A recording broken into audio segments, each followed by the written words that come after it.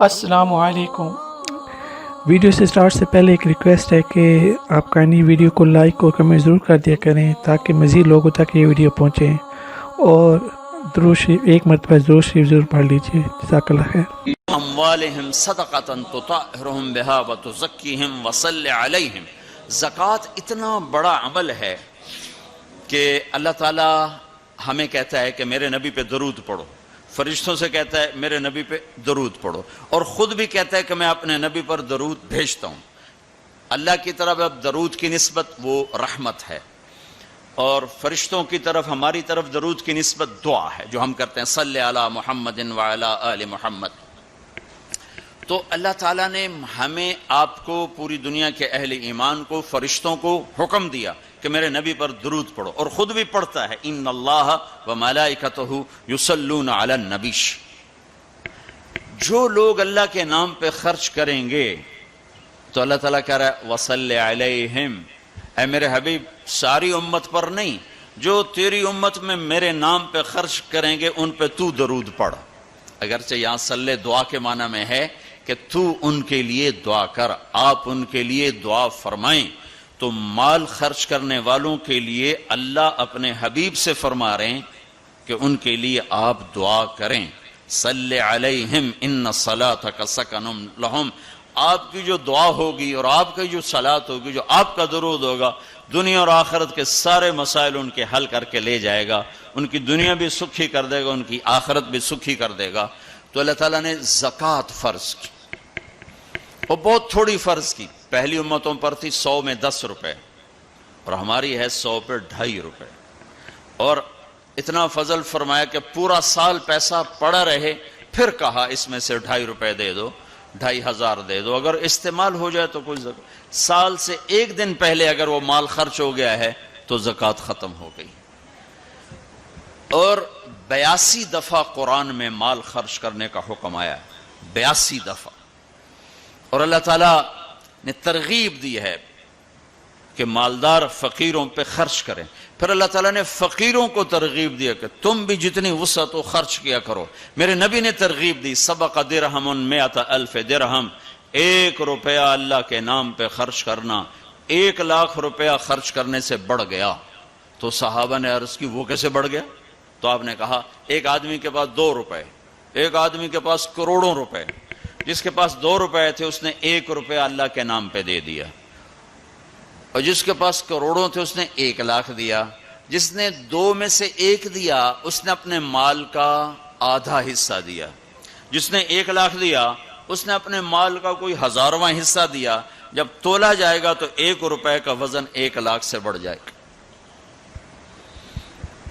اور اس کا ایک واقعہ بھی، حضرت عمر ہمیشہ حضرت ابو بکر سے نہ کوشش کرتے تھے آگے نکل جاؤں، آگے نکل جاؤں، آگے نکل جاؤں، ساری زندگی موقع نہ بن سکا۔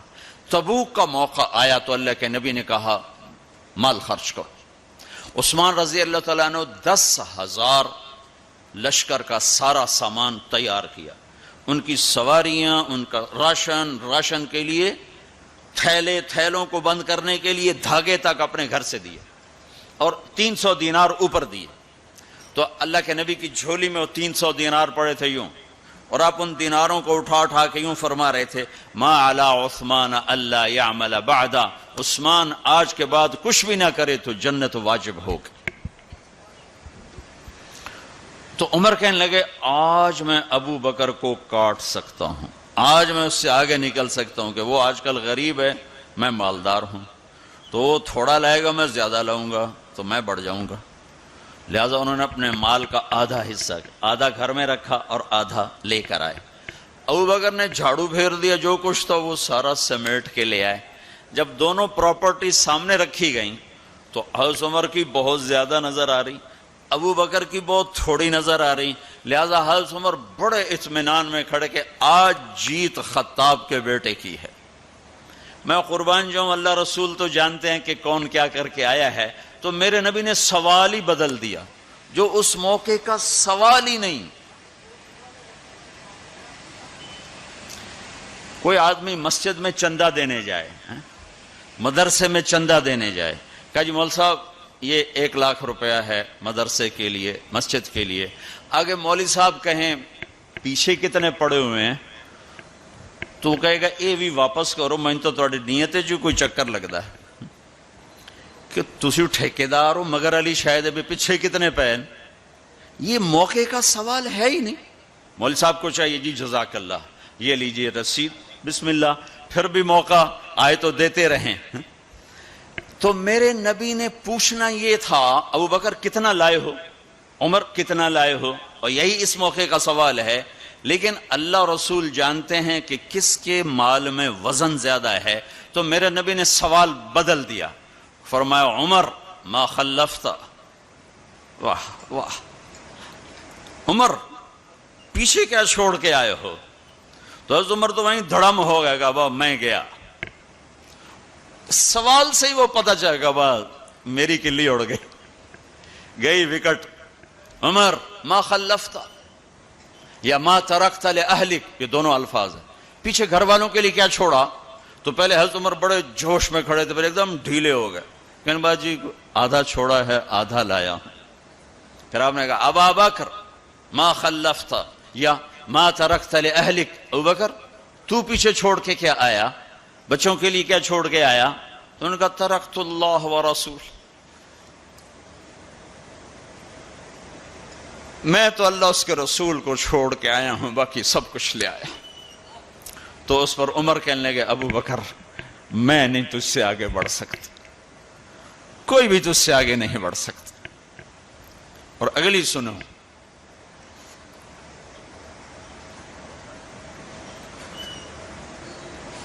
اپنے کپڑے بھی دے دیے اور ایک ٹاٹ تھا وہ پہن کر اس کو کانٹوں سے سی لیا. تو جبریل آئے، کہنے لگے یا رسول اللہ تعالیٰ پوچھ رہے ہیں کہ ابو بکر نے یہ ٹاٹ کیوں پہنا ہوا ہے؟ تو آپ نے کہا کہ ابو بکر نے سارا کچھ اللہ اس کے رسول پہ لگا دیا ہے اس لیے یہ پہنا ہوا ہے. تو کہا یا رسول اللہ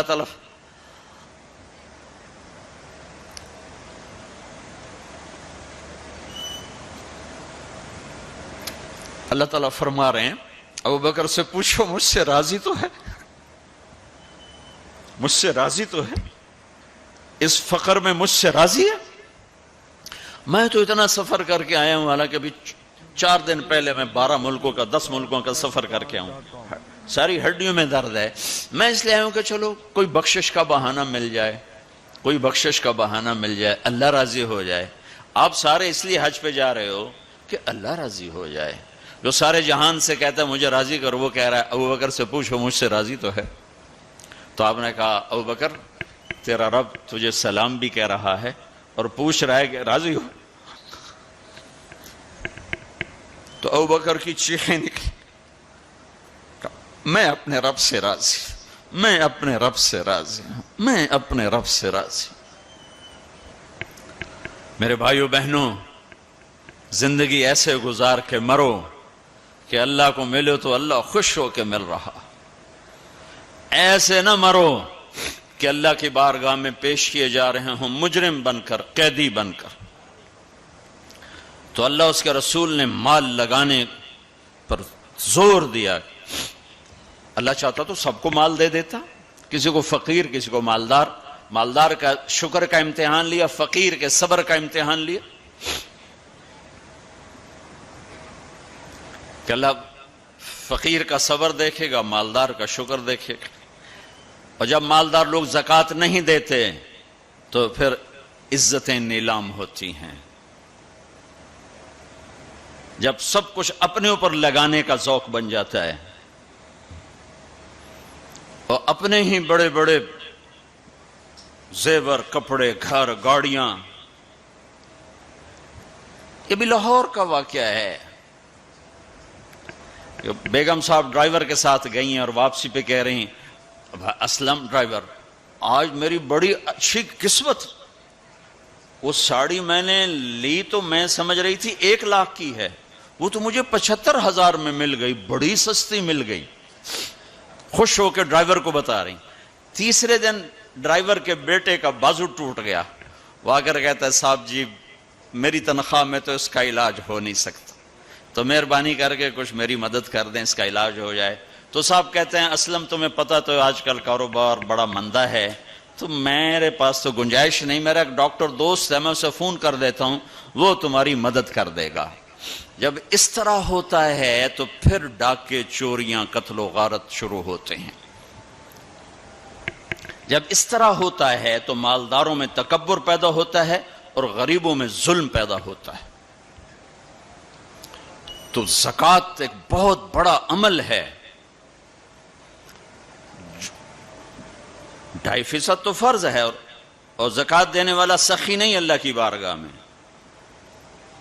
ہاں بخیل بھی نہیں، سخی بھی نہیں ہے، بخیل بھی نہیں، یعنی وہ بخل کے ملک سے نکل آیا ہے اور سخاوت کے ملک میں انٹری نہیں ہوئی۔ 2.5 روپے پہ 1 پیسہ بھی اوپر خرچ کرے گا تو اب سخیوں میں آ گیا، پھر جتنا بڑھتا جائے گا اتنا آگے بڑھتا جائے گا۔ اور اللہ نے فرمایا مجھے میری عزت کی قسم، جنت الفردوس میں بخیل داخل نہیں ہو سکتا۔ اور اللہ شیطان کہتا ہے کہ مجھے عبادت گزار بخیل سے کبھی ڈر نہیں لگا کہ اس کا بخل اسے ضرور جہنم میں پھینکے گا۔ نافرمان سخی سے ہر وقت ڈرتا رہتا ہوں کہ اس کی سخاوت کب اسے جنت میں پہنچاتی۔ مزید اسلامی واقعات اور بیانات کے لیے ہمارے چینل کو سبسکرائب کرنا مت بھولیے، اور لیٹسٹ اپڈیٹ کے لیے بیل آئیکن پر کلک کرنا مت بھولیے۔ جزاک اللہ خیر، السلام علیکم۔